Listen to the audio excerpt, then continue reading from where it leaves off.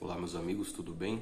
Sejam bem-vindos aqui ao canal Cidadão Celestial. É uma alegria recebê-los aqui para juntos nós tirarmos um tempo e estudarmos a Palavra de Deus. No vídeo de hoje nós vamos recapitular a lição da Escola Sabatina dos Jovens. Nós estamos estudando nesse primeiro trimestre de 2024 o tema liberdade, que vem falando bastante a respeito da união entre igreja e Estado e sempre ameaça a liberdade religiosa das pessoas, né? E aqui a lição de número 6, coalizão contra Cristo. O texto-chave que nós lemos está em Lucas, Evangelho de Lucas, capítulo 23, dos versos 1 a 43. Eu quero ler somente os dois primeiros versos, que diz o seguinte, capítulo 23 de Lucas.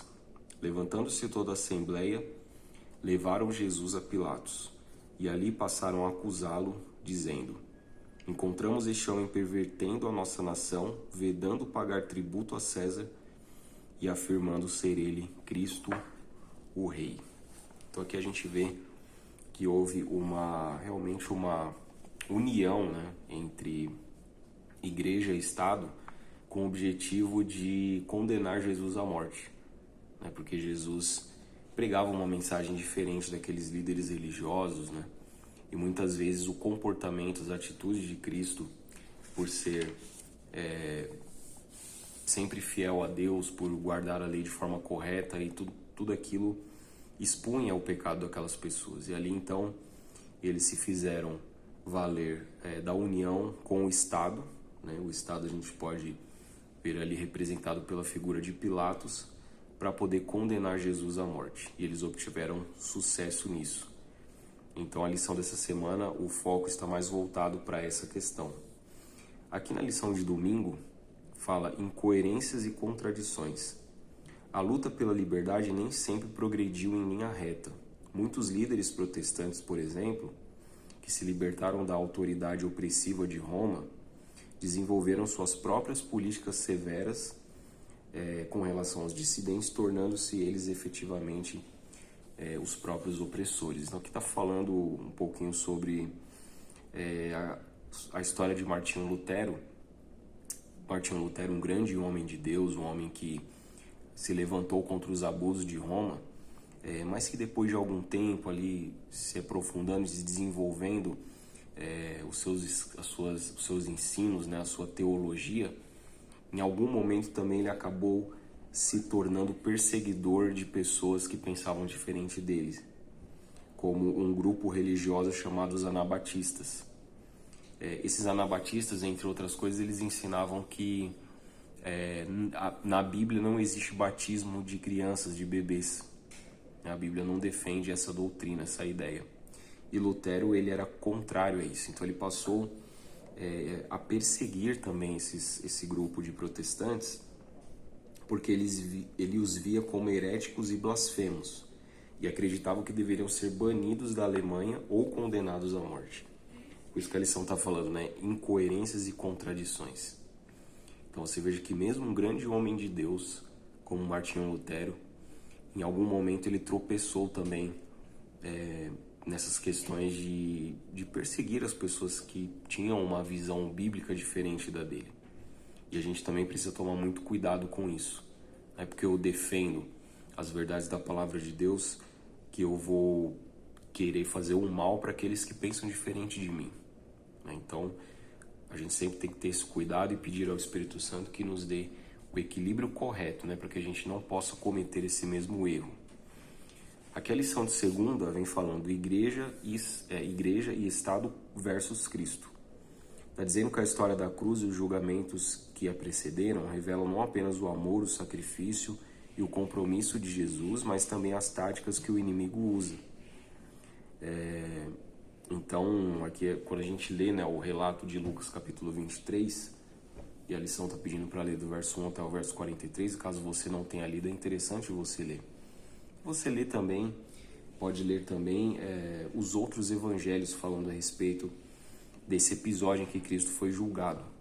Então você viu, a lição vem comentando que aquelas pessoas que julgaram Jesus, elas precisaram fazer Jesus parecer um transgressor político para garantir a condenação da autoridade civil.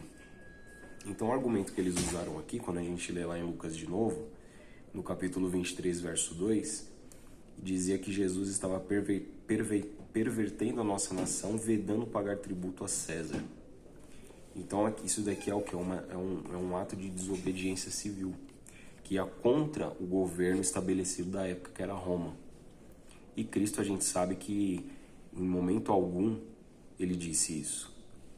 Em momento algum ele falou que as pessoas estariam proibidas de pagar tributo para Roma, de pagar tributo para César. Ele disse: dar a César o que é de César e a Deus o que é de Deus. Então essas pessoas, eles distorciam as palavras de Cristo, né? Uma vez que eles não conseguiram surpreender Jesus ali em alguma palavra, então eles passaram a usar de engano, de falsidade.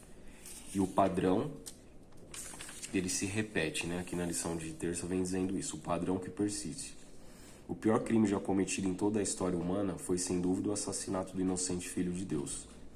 Devido à dimensão espiritual do seu sofrimento, ninguém jamais experimentará esse mesmo nível de agonia. Mas Jesus advertiu que aqueles que seguissem os seus passos também sofreriam perseguições. Quando a gente lê Mateus capítulo 10 e o verso 38, até a lição destacou esse texto aqui também, Cristo, ele diz assim, né? Quem não toma sua cruz e vem após mim, não é digno de mim. E eu queria até destacar um outro texto, que é o Sermão do Monte, lá em Mateus capítulo 5, e no verso 11 e 12, onde Cristo, ele diz o seguinte: bem-aventurados sois quando por minha causa vos injuriarem e perseguirem, mentindo, disserem todo o mal contra vós. Então, da mesma forma que Cristo foi perseguido e mentiram e injuriaram a ele e fizeram todo o mal contra ele, esse padrão, ele se repete ao longo da história e vai se repetir até o tempo do fim. Então, aqui até a lição está dizendo que a igreja voltará a controlar o Estado e através do Estado vai impor então sanções e perseguição a todos aqueles que são dissidentes e contrários às suas doutrinas. Então isso é algo que vai voltar a acontecer. Até a lição de quarta vem trazendo a palavrinha união, para a gente linkar ali com outras palavras, né? E aqui eu queria destacar a questão justamente da união da igreja com o Estado, que vai voltar a acontecer, já aconteceu no passado e vai voltar a acontecer no futuro com muito mais força. A gente já vê essa reaproximação da igreja com o Estado nos últimos anos. Eu queria destacar aqui um episódio no ano de 2015, o Papa Francisco, ele visitou os Estados Unidos e ele foi o primeiro Papa da história a discursar no Congresso americano, na sede do Congresso americano, lá no Capitólio, em Washington. Então você vê que a igreja está se reaproximando do Estado, né? E essa união, ela vai se consolidando cada vez mais. Inclusive no cenário que nós estamos vivendo hoje no mundo, você vê que o nosso mundo é um verdadeiro caos, é uma verdadeira bagunça, politicamente falando, né? As nações não conseguem se entender. Então você vê que existem guerras e rumores de guerras para todos os lados. Nós temos guerras em andamento lá no Oriente Médio, temos guerras em andamento na Europa, né? Rússia contra a Ucrânia. Você tem aqui do nosso continente, na América, recentemente, a Venezuela se estranhando com a Guiana. Você tem Estados Unidos se estranhando com Rússia, com a China, com o Irã. Então, vai ter um momento que alguém, digamos assim, com uma certa neutralidade política, vai tomar a dianteira de toda essa bagunça e tentar botar ordem na casa. E o Papa, ele vem despontando como essa liderança mundial. Você vê que vira e mexe, ele está discursando na ONU, falando com relação às questões de mudanças climáticas. Então, é certo, né? Quando a gente vai para Apocalipse no capítulo 13, você vê ali a união da igreja com o Estado claramente. E qual vai ser o resultado daquilo? Está em Apocalipse capítulo 13, nos versos 16 e 17, que diz: a todos os pequenos, os grandes, os ricos e os pobres, os livres e os escravos, faz que lhe seja dada certa marca sobre a mão direita ou sobre a fronte, para que ninguém possa comprar ou vender. Então, será imposto um decreto para perseguir todos aqueles que guardam os mandamentos de Deus e têm o testemunho de Jesus. Então, Apocalipse 13 está nos mostrando esse cenário, né? Então, você tem uma besta que sobe do mar, que representa um poder religioso, e você tem uma besta que sobe da terra, que representa um poder político.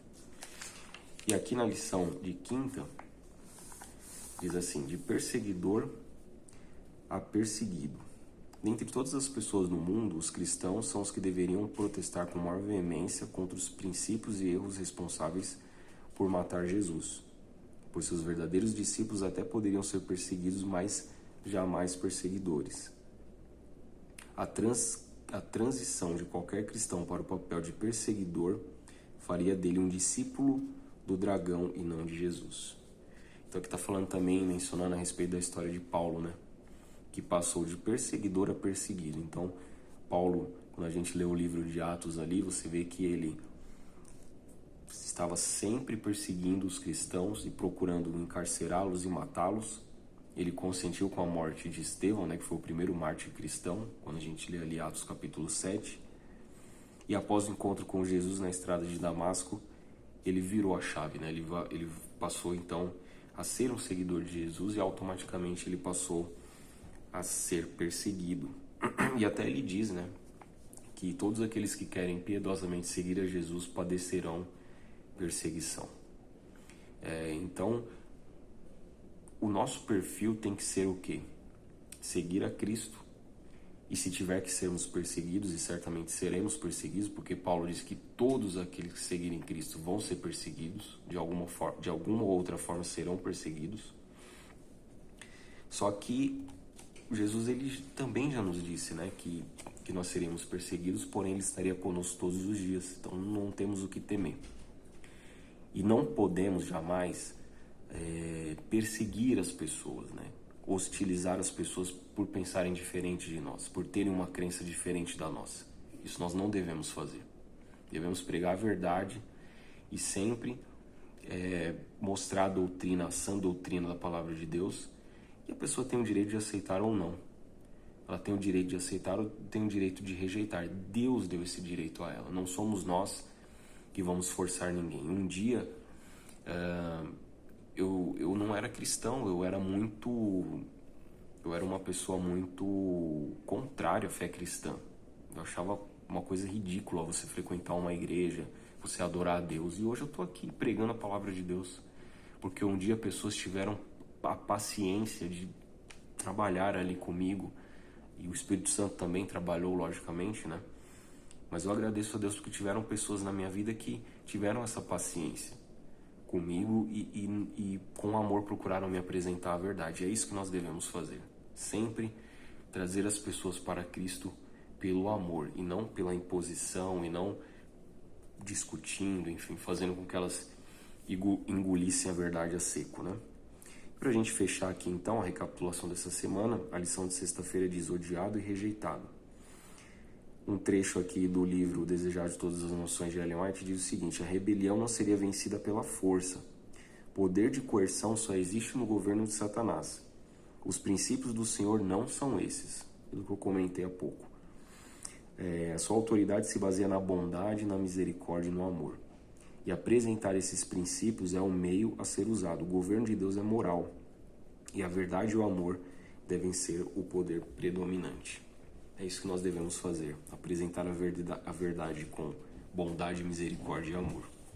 Então que Deus nos abençoe, que a gente continue, né, estudando a lição da Escola Sabatina, estudando a Palavra de Deus e nos preparando aí para os momentos finais da história dessa terra. Sabemos que Jesus está às portas e isso é muito bom. E a gente deve pregar para as pessoas e avisar que dentro em breve Jesus irá voltar. Bom, um forte abraço, que Deus abençoe e até o próximo vídeo.